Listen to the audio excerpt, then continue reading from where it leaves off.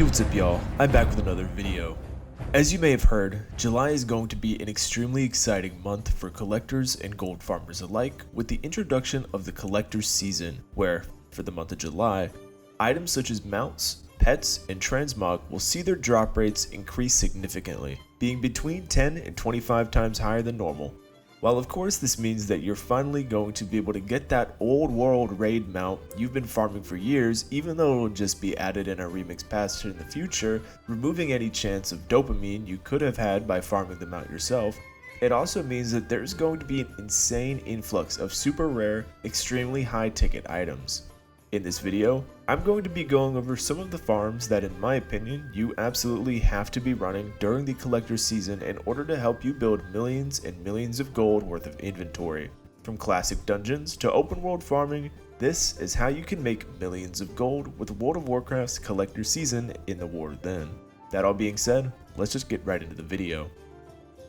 Now, if you're out of the loop or you're just wondering what this so-called collector's season is, it's a soft update beginning July 1st and running to the end of the month, where mounts, pets, and transmog that drops from instances and other sources have had their drop rates increased as low as 10 times, which is extremely significant, as an item that may have had a 1 in 100 drop chance becomes a 1 in 10, and a 1 in 1000 drop rate only becomes 1 in 100. The drop buff is insane, and comes as a surprise to many players as, like I said earlier, it removes that hit of dopamine that you get from actually having to farm for a rare mount or item, instead being possible to farm in a day by someone with an army of alts such as myself. Now, while that may be frustrating to a lot of players, at the end of the day, I'm in the business of making money, and while mounts are cool, very rarely can you actually sell them, which is why I decided to do a little bit of research into 5 specific places that in my opinion are absolutely worth farming.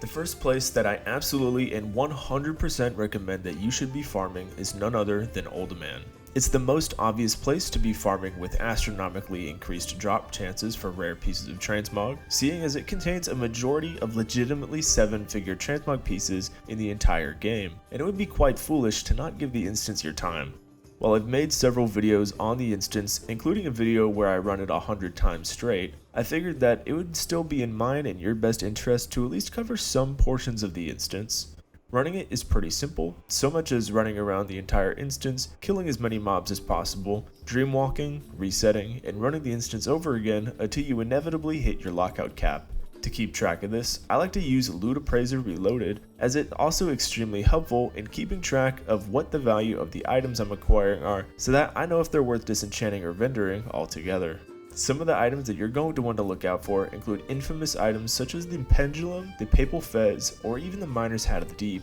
which will all have boosted drop rates through the entire month of July. This dungeon has been an absolute goldmine, pun intended, for over 20 years now, and with the collector season continues to prove that it is just the gift that keeps on giving.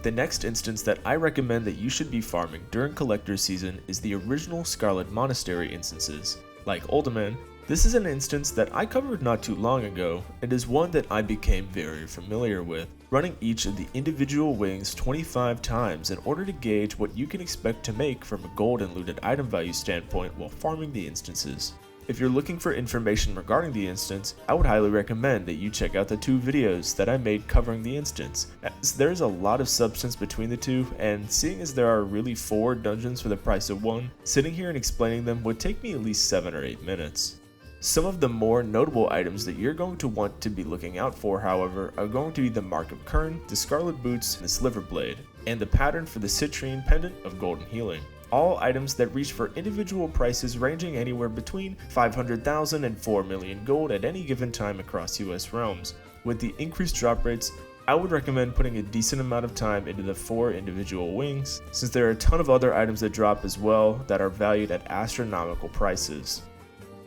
The next instance that I recommend farming during the collector season event in World of Warcraft is Shadowfang Keep.